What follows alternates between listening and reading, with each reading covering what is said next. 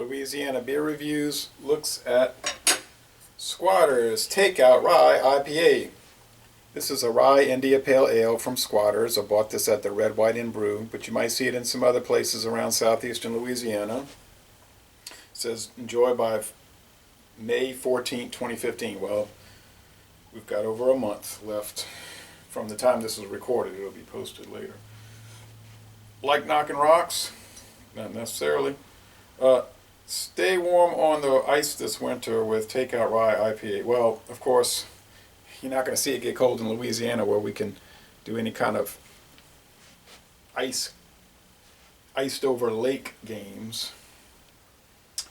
Utah Brewers Cooperative is two companies, Squatter's and Wasatch, that combined for more efficient brewing operations.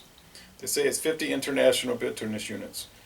Dark malt, they don't say really on the website what the ingredients are. I just was reading on Beer Brewers Association about the beer.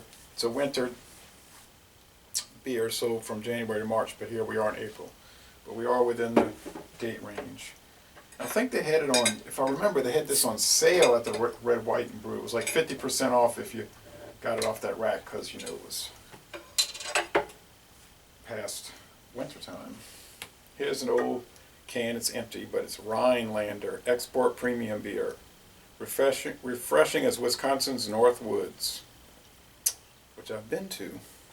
U.S. Highway 51 starts in LaPlace, Louisiana, and goes all the way to the north, all the way through the North Woods of Wisconsin to the Michigan border, Upper Peninsula. Now it says right here, Brewed, Joseph Huber, Monroe, Wisconsin. Joseph Huber was bought out by Minhas, and they're known to make some horrible beers. And I heard that their version of Rhinelander was really bad. That's the old Joseph Huber. But they can do good work. Like they do the Dixie beers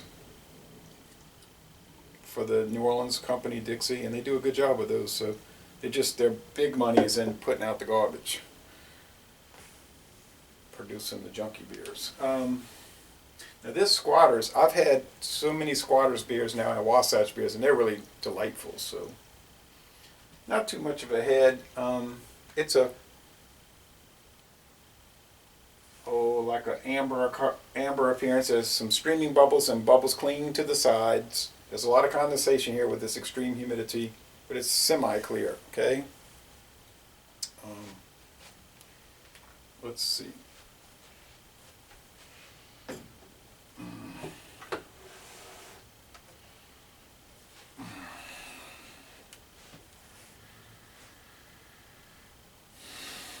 Wow, that's really interesting. It's interesting because it has like this old cellar aroma, almost like a Abbott ale. A little fruit, almost like turned fruit.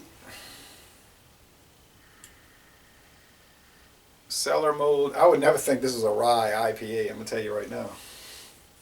So it's a good flavor. It's a strange flavor, and it's an interesting flavor. So good, strange, and interesting. I meant to say aroma. Oftentimes I'll say things wrong in the video, but it's pretty obvious what I'm meaning to say. And then I did the video with this shirt on and a different cap, of course always different cap at Mathern's, and I had the shirt crooked with the undershirt. It was driving me crazy watching the playback. I said I ought to not post it. But then I figured I worry too much about those types of things.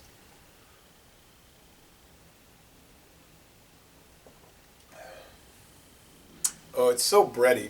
It's like a spice, and that's coming from the rye. A spiced brown bread. It does taste like a winter style beer, but it's 6.25. That's pretty low. I mean, it's relatively low alcohol for some of these winter warmer type things. 50 IBUs, that's not particularly bitter, and it doesn't taste bitter.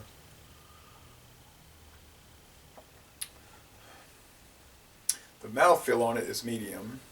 Light to medium, really. Light to medium. The finish is semi-dry. It's really drinkable. You wouldn't think 6.25. But if you drank 3 of these, you'd know it's 6.25. I'm almost certain of that. Oh, This is such a delightful beer. It's so enjoyable. I did the Rebel Rider from Samuel Adams. I was not pleased with that beer. And you might be saying, yeah, but you said that had a light to medium mouthfeel. It did. So in that sense, they're similar. But it had like a thin flavor in it. That beer had, it was too much like Miller Lite, which is fine if I'm drinking Miller Lite. I'm expecting that, triple hopped. You know what I mean? But it's like Miller Lite. You don't pay a whole lot. But then the Samuel Adams Rebel Rider, paying a third more and getting a flavor that's, to me, not any better. It's different. It's thin. It's, I don't know. I wasn't pleased at all. This has uniqueness. This has that, like that Abbott Ale caramel thing. And that cellared thing. Even though I'm certain it's not cellared. It has, like we've been discussing the last few weeks, a depth of flavor. Which so many beers lack. Not necessarily a complex flavor, but a depth of it. It's a thoroughly enjoyable beer. It really is enjoyable. Oh, I finished the Rebel Rider. I dealt with it. I just didn't really much enjoy it. The Rebel, I did enjoy it, which goes against the grain because most people were saying it's no good, it's no good. I thought it was very good. And the Rebel Rouser, I adored that one from Samuel Adams, Boston Brewing Company. I am thoroughly enjoying this. I'm going to say, at the worst, I'll have to give it an A. You could almost say A+, but I'm going to be conservative. I don't want to be over exuberant. I'm going to say an A, a most excellent beer from a wonderful combine of a company, Wasatch and Squatters, Utah Brewers Alliance. Fantastic. I love it, and it wasn't too expensive, so if you see it, buy and try it. I almost guarantee you'll enjoy it. And les bon temps roulé, y'all come on down to New Orleans and go to a University of New Orleans Privateers baseball game.